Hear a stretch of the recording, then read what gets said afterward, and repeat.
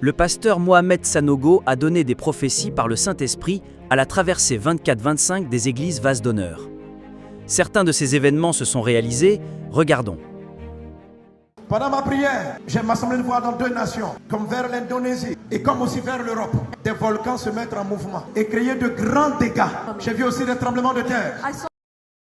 On poursuit cette édition avec l'un des volcans les plus actifs des Philippines qui est entré en éruption.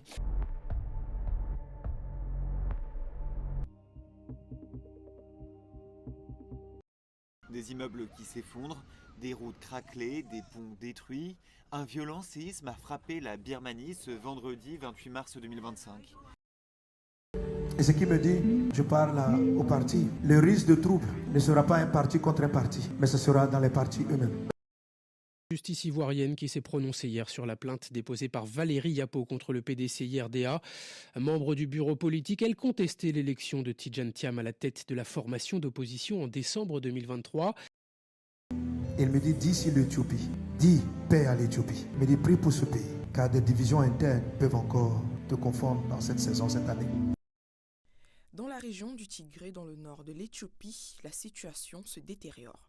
Une faction du Front populaire de libération du Tigré a pris le contrôle des 2 villes stratégiques, causant plusieurs blessés et faisant craindre un retour à la guerre civile dans la région.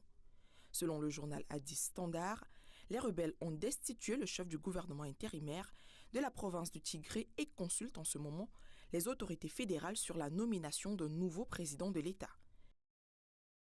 Je vais sur la RDC et il me dit de dire, on a encore vu de la richesse et ton refus de te partager feront qu'ils te combattront plus fortement.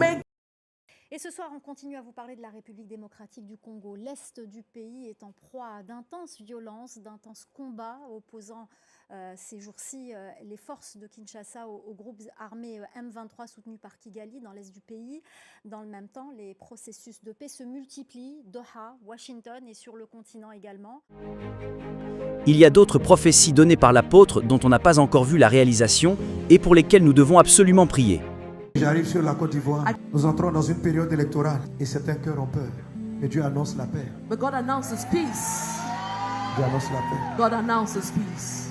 L'Esprit me montre des risques de violence. Je prophétise des risques parce que ça peut être évité. Des partisans de même parti attaqueront leurs amis. C'est comme si je vois dans une vision, comme une réunion de parti, et des gens appelés comme des brigands des loupards pour venir défaire la réunion d'un autre. Ils se bagarrent. Je vois des machettes. Je vois des gens qui pleurent. Parce que la colère est montée en interne. Je m'adresse à chaque partie.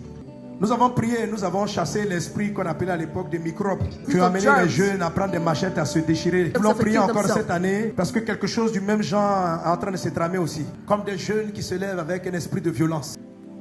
J'arrive sur la période des examens. Je ne sais pas pourquoi. C'est comme si je vois une confusion dans la période des examens. Comme s'il y avait un risque où les gens se demandent, mais est-ce qu'il ne faut pas reporter les examens? Je vois beaucoup de choses, d'artefacts, de trucs que la Côte d'Ivoire a perdu. Je vois une grande remise de dettes et de je ne sais pas de quoi qui sera faite cette saison, cette année.